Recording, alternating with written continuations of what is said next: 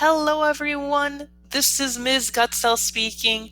In this video, I am going to explain the second part of the settings section in Google Classroom, General. With that being said, let's begin. To access this section, I need to click on the gear icon and then scroll down to General. The first part of General is class code. Currently, my class code is disabled. When I click on the down arrow and then click Enable, the code will be generated. After a code is generated by Google, I can click down again and select one of the various options available. The first is Display, which will display the code. I could also copy the code and then paste it somewhere else. I can also reset the code, which can be useful if a code has numbers or letters that look similar to one another. Codes with similarly appearing letters and numbers can be difficult for some learners to type. Finally, I can choose to disable the code. Disabling a code can be beneficial if a code is posted in a public forum. Once a code is disabled, no users could join the class even if they had the old code. Underneath class code is Stream. There are three options for the stream.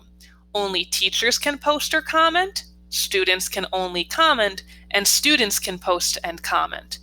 I recommend selecting only teachers can post or comment so that students are trained to go to the classwork section in Google Classroom for all materials. Under Stream is classwork on the stream. When I click down on this arrow, I can choose to hide notifications for classwork, show condensed notifications for classwork, or show attachments and details for classwork.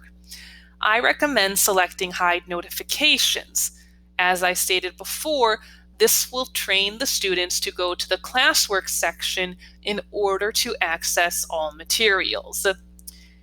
If I wish to do so, I could choose to show deleted items to all users within a Google Classroom.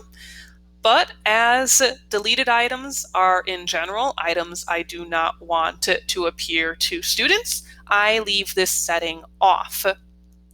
I can also choose to turn on Guardian Summaries, which are email messages that are generated and sent out to parents to show them what work their student has currently completed. If I click this setting on, I can choose to add all the classes or click No Thanks. And as can be seen, when I click No Thanks, the setting returns to off. Depending upon the requirements of your institution, this setting may need to be turned on. Underneath Guardian Summaries is a relatively newer feature of Google Classroom, Google Meet. This feature was released in late spring, early summer of 2020. When accessing this feature, originally it states Generate Meet Link. Since I already generated my Meet link, I do not see this option. But when I click down on my link, I can choose to copy it or to reset it.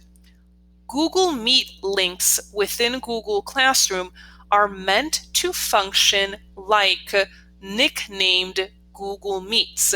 A nicknamed Google Meet does not allow participants to enter until the host has entered the meeting. Since this feature is relatively newer, there are still some issues with it. As such, I recommend resetting the link after using it, just to make certain that students are not entering meets unsupervised. I can, if I wish to do so, make this link visible to students. When I click Save, this link is now visible to students. So, with this information in mind, Google Classroom can be set up to function for any teacher in any situation. Thank you for watching, and I hope this video helped you grow in your knowledge of technology.